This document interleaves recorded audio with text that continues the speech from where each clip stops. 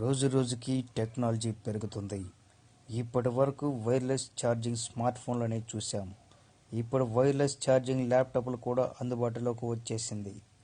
ప్రముఖ ఎలక్ట్రానిక్స్ సంస్థ del latitude 7285 పేరిట నోట్బుక్ కంప్యూటర్ను తయారు చేసింది.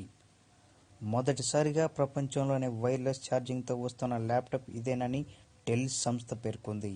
దీన్ని లాస్ వేగాస్లో జరిగిన వినియోగదారుల ప్రదర్శనలో కంపెనీ ఆవిష్కరించింది. వైట్రిసిటీ మ్యాగ్నెటిక్ రిజోనెన్స్ సిస్టమ్స్ ఆధారంగా వైర్లెస్ ఛార్జింగ్ ఈ ల్యాప్టాప్కు అనుసంధానించింది డెల్ కంపెనీ. వైర్లెస్ ఛార్జింగ్ ప్యాడ్కు ల్యాప్టాప్ తాకించగానే ఛార్జింగ్ అవుతుంది.